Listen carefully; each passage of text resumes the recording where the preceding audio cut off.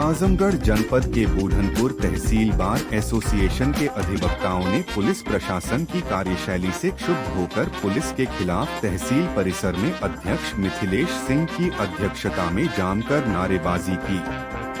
आरोप है कि संघ की एक महिला अधिवक्ता जिनका नाम संगीता कुमारी निवासी सिहोरा थाना अतरौलिया की मूल निवासी है, जिसके साथ उसके विपक्ष द्वारा मारपीट के साथ साथ उसकी भूमिधि की जमीन पर पुलिस की मिली भगत से कब्जा किया जा रहा है, साथ ही उनकी जमीन पर रास्ता बनाया जा रहा है,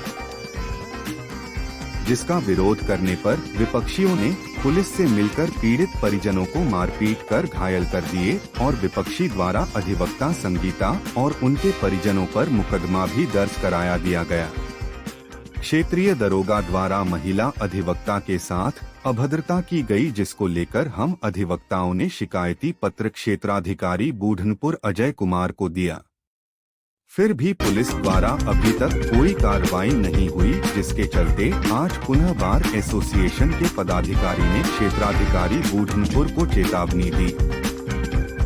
हम अधिवक्ताओं की मांग है कि हमारे अधिवक्ता का भी मुकदमा दर्ज किया जाए और दोषियों के खिलाफ सख्त से सख्त कार्रवाई की जाए। बार एसोसिएशन के मंत्री जगत नारायण तिवारी ने कहा कि अगर पुलिस द्वारा शीघ्र ही मुकदमा दर्ज नहीं किया गया तो हम अधिवक्ता अतरौलिया थाना व तहसील का घेराव करेंगे।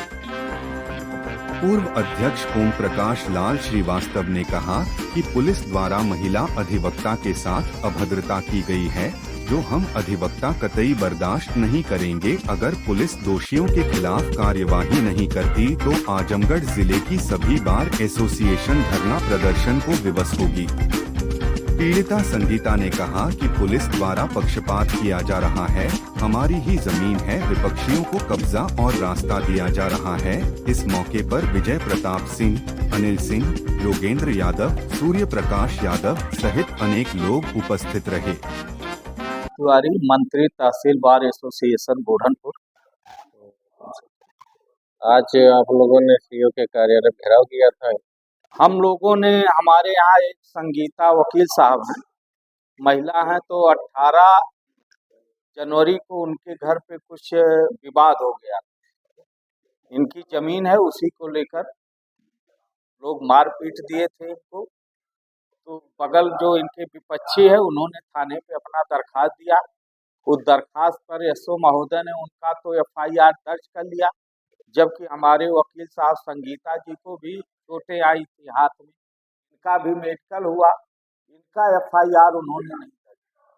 उसी के संदर्भ में हम लोगों ने एसओ साहब से भी बात किया था, तो उन्होंने कहा कि एसपी महोदय जो है क्रॉस एफआईआर दर्ज करने के लिए मना किए हुए हैं।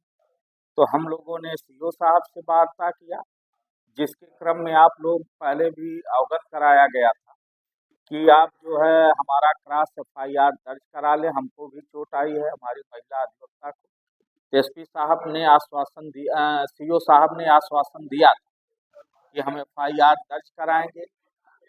फिर एफआईआर दर्ज नहीं हुआ तो हम लोग कहे कि क्रॉस एफआईआर दर्ज करने के लिए तो एसपीआरए आप आजमगढ़ जैन साहब से मिलिए। हम लोग उसी क्रम में चिराग जैन साहब से मिले शुक्रवार को, तो उन्होंने सीओ बूढ़नपुर को तुरंत मार किया और इनसे रिपोर्ट तलब।